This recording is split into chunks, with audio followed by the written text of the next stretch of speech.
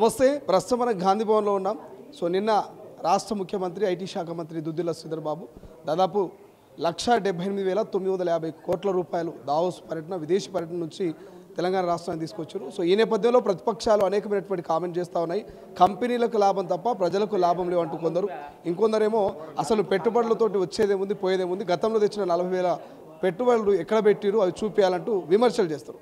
So ఇదే అంశం మీద నిన్న అధికార కాంగ్రెస్ పార్టీ నేతలు అటు కేటీఆర్కు, కేసీఆర్కు, హరీష్ రావుకు ఈనో ప్యాకెట్లు పంపించారు. ఇలా వినూతనంగా ఏవో సీసాల మందు డబ్బాలు పట్టుకురు అన్న ఏంటిదన్న.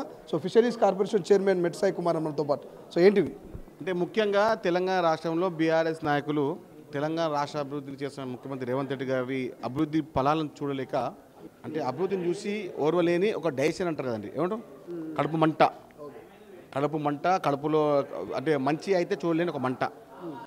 తెలంగాణ రాష్ట్రము ప్రపంచవ్యాప్తంగా ముందుకెళ్తూ ఉంటే గత 10 ఏళ్లలో మీరు తేలేని పెట్టుబడులు కేవలం ఒక్క సంవత్సరంలో ముఖ్యమంత్రి రేవంత్ రెడ్డి గారు తెలంగాణ రాష్ట్రానికి తీసుకురావడం వల్ల జీర్ణించుకోలేని కొంతమంది బీఆర్ఎస్ నాయకులు, ముఖ్యంగా హరీష్ రావు గారు, కేటీఆర్ గారు,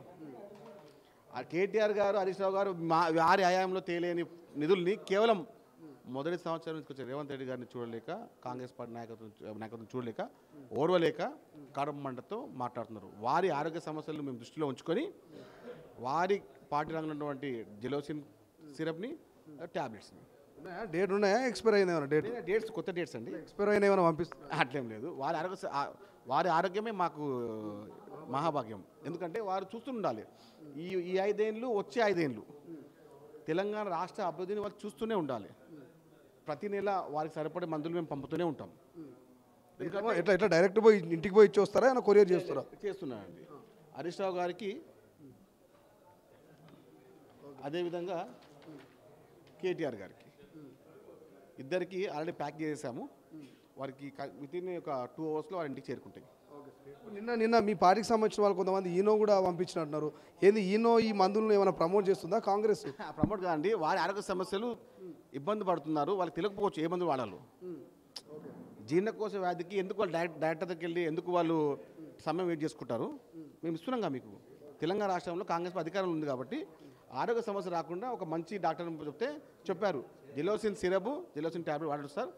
మొదటి దశ ఉంటే ట్యాబ్లెట్స్ వాడచ్చు, దశ మారితే టానిక్ వాడచ్చు. ఆ తర్వాత ఇంకా పెద్ద అస్తమా వస్తే చెప్పమంది వాడచ్చు. అంటే మేమేమంటున్నామంటే, మీరు గత 10 ఏళ్ళు కేటీఆర్ గారు ఏం పీకలేరు కాబట్టి తెలంగాణలో ఉన్న కంపెనీని అక్కడ విదేశాలకు తీసుకుపోయి ఒప్పందం ఏంది విడ్డూరంగా ఉందని అంటున్నారు కదా. మెగా కంపెనీ కావచ్చు, ఇతర కంపెనీలు. మెగా కంపెనీ గురించి ఇది అంతా బీఆర్ఎస్ మాట్లాడుతుందా? వారు పుట్టినలే కదా మెగా కంపెనీ. వారిని పెంచింది, పోషించింది, కడుపులో పెట్టుకుంది, ఇంట్లో పెట్టుకుంది, ఒంటి పైన పెట్టుకుంది, నెత్తిపైన పెట్టుకుంది మీరే కదా. మీకు సంబంధించిన వారు చేసిన పుణ్యమే కదా కాళేశ్వరము, కమిషన్ భగీరథ. ఆ పుణ్యమే కదా ఎంత మొత్తం తెలంగాణ రాష్ట్రము అదొకటి పరం కారణము. వారిని మళ్ళీ తెచ్చుకుంటామండి. తెలంగాణ రాష్ట్రానికి నీతి నిజాయితీ గల పెట్టుబడులు వచ్చే విధంగా, ప్రతి ఫలాలు తెలంగాణ రాష్ట్ర ప్రజలు పొందే విధంగా, తెలంగాణ నాయకత్వం బలపరిచే విధంగా, తెలంగాణ యొక్క పదాన్ని ప్రపంచవ్యాప్తంగా పెంపొందించే విధంగా ముఖ్యమంత్రి రేవంత్ రెడ్డి గారు చేసినటువంటి ఈ కార్యక్రమంలో తెలంగాణ ప్రజల యొక్క ఆశీర్వాదం ఆయన తోడుగా ఉంది, నీడగా ఉంది. బీజేపీ వాళ్ళు కూడా కామెంట్ చేస్తారు. కిషన్ రెడ్డి కూడా కాగితాలకే పరిమితం చేయకూరి పెట్టుబడులు వస్తే స్వాగతిస్తామని అంటున్నారు కదా. ఉద్యోగ కల్పన కూడా జరగాలంటారు కదా. సో వాస్తవం కదా ఇది? కాగితాలకే పరిమితం చేస్తారా లేకపోతే నిజంగానే ఏమైనా ఇంప్లిమెంట్ అవుతుందా? ఇప్పుడు ఒక కేంద్ర మంత్రిగా ఉండి మీరు ఇలా మాట్లాడితే అది మీకు సిగ్గు అనిపించాలి. ఆ విషయం. ప్రతి విధానాన్ని, ప్రతి పదాన్ని అందరికీ తెలుసుకునే విధంగా, ప్రపంచవ్యాప్తంగా అవన్నీ నోటిఫికేషన్ వచ్చే విధంగా చేస్తుంది ఎవరు? కాంగ్రెస్ పార్టీ. ఈ పేపర్కి ఎంత అవుతుంది?